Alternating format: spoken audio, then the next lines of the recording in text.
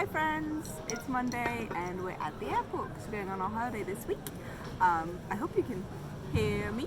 If not, I'll put subtitles up on the screen. I guess we'll find out. But yeah, so we're at the airport. We've got a couple hours here because I like to be early. So we got here like 2.5 hours before our flight.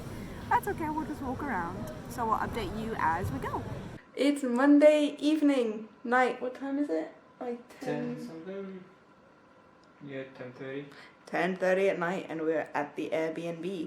I saw 2 dead kangaroos on the side of the road, or 3, I can't remember now, as we drove down, and we've seen 5, 6 live kangaroos running around outside the Airbnb. Yeah.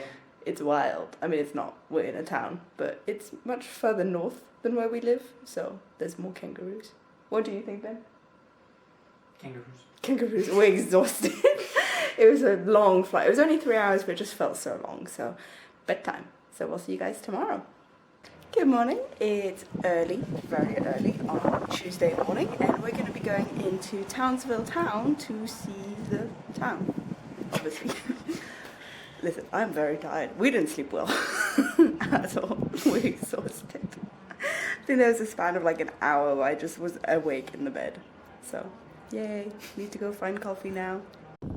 Hopefully you can hear us with the wind. If not, again, I'll put subtitles. Hopefully I won't need to. But we're on the beach. It's winter here, so it's cold. But it's like, what, nearly 30 Celsius? Yeah. So whatever that is in Fahrenheit, you can Google it, because I'm not Googling it right now. But yeah, it's lovely weather, and we're just sat on the beach. It's really nice.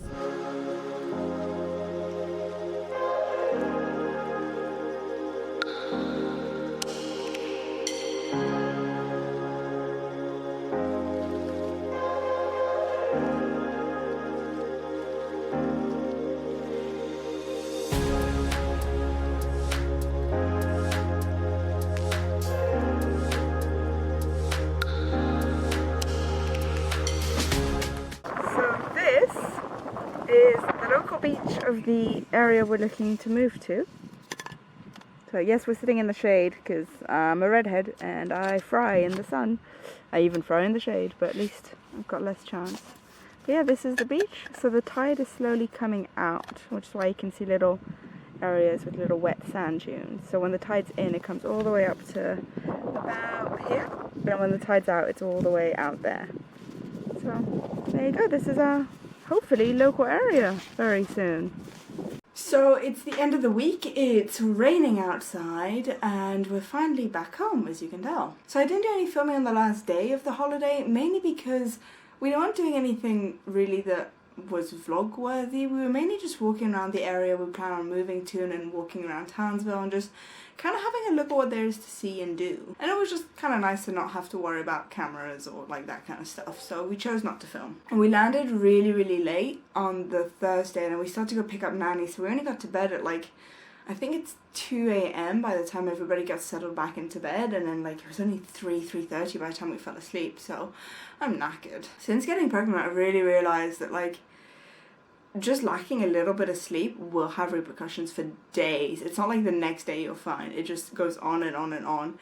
And the night, the Friday night, so the kind of night after we had landed, I didn't sleep great either, and I'm just exhausted. So for this week's positivity segment, I want to talk about fighting fire with fire. It's something we've all done at some point in our lives, and it's really not a positive thing. The example I want to use is when you get a mean comment or a mean message, especially online, mainly because, as I mentioned last week, being online means that people feel anonymous and therefore attack each other a lot more than you would face to face. Obviously, this is just one example, but it works with any negative thing that you receive that you then put back towards that person or the thing. So in our example, say you get a mean message from someone telling you just a lot of mean things, maybe something's to hit at some of your insecurities or some of the worries you already have about yourself. It's obviously so tempting to attack them back. Especially if you know this person personally and you know some of their insecurities, it's really tempting to attack those. The problem is it won't make you feel any better, and it's gonna make the other person feel worse. This doesn't mean it's okay for people to send you mean comments or mean messages, but it's pointless for you to do it back. Like I touched on last week, by being mean back towards people, you're training your brain to see the negatives.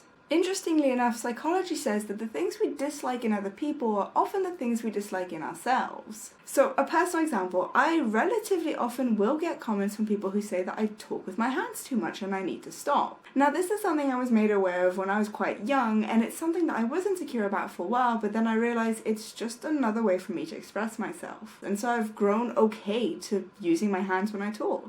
But obviously when I get a comment like this, it often hits at that insecurity and makes me think over it and worry about it and second guess myself. But often what that means is that person may feel that they talk too much with their hands, and it could even just be a subconscious thought. It's very important to bear in mind that what other people attack you for is often something they're already attacking themselves for. It's often a sign of their own insecurity when they're attacking you for something else. Another relatively common example, especially in social media or like chat room settings, is if you say something in passing and someone else jumps on you and attacks you for it. It's easy to then start into an argument with them and fight them back, but bear in mind that they may be jumping on you for this because it's something they jump on themselves for. This obviously doesn't mean use it as ammunition against them, but bear in mind that a lot of people who are talking to you are thinking of themselves. This is again purely psychology. It's something we figure out when we're teenagers.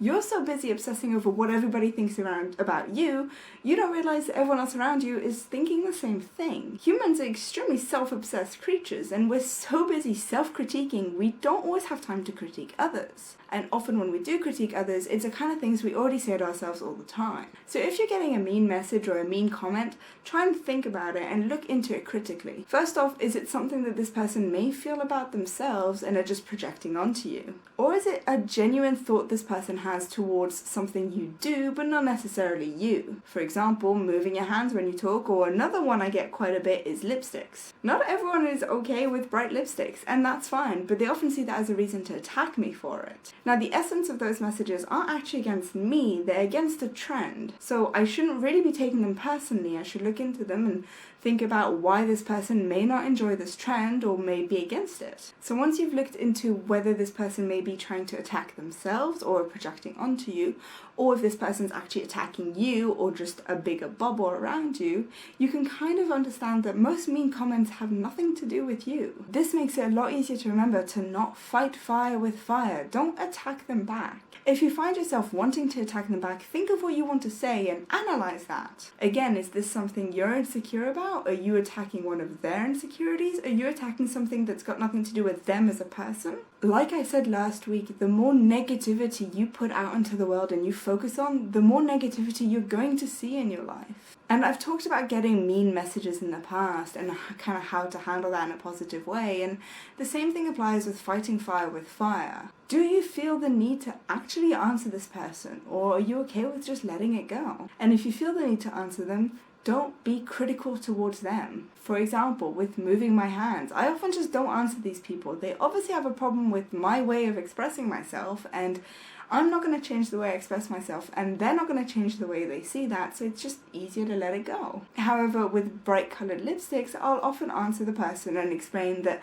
I understand where they're coming from and I can see their point of view, but I personally, as myself, will disagree with that and enjoy the things that I enjoy, and if that's not for them, then that's okay, but they don't need to feel the need to come and attack me for it. Getting a mean comment or a mean message really can get us riled up, and we just want to hurt that person back. But remember, when you're doing that, literally all you are doing is spreading more anger and hatred. By hurting them, you're fueling them to go hurt somebody else. And so the cycle continues, and that's how you end up with people who are just so angry online and spend their whole day attacking others. And you're making your own mentality more negative, you're pointing out more negative things, you're seeing more negative things, and therefore you're having a more negative mind view. A really easy way to make our lives more positive is to be more positive with our interactions with others, even if that means not answering the mean message or comment. Obviously, the online example wouldn't work face to face, which is when we also fight fire with fire because we don't have the time to think things through like we do online. And if you're face to face with someone and they've said something mean or hurtful, you can't just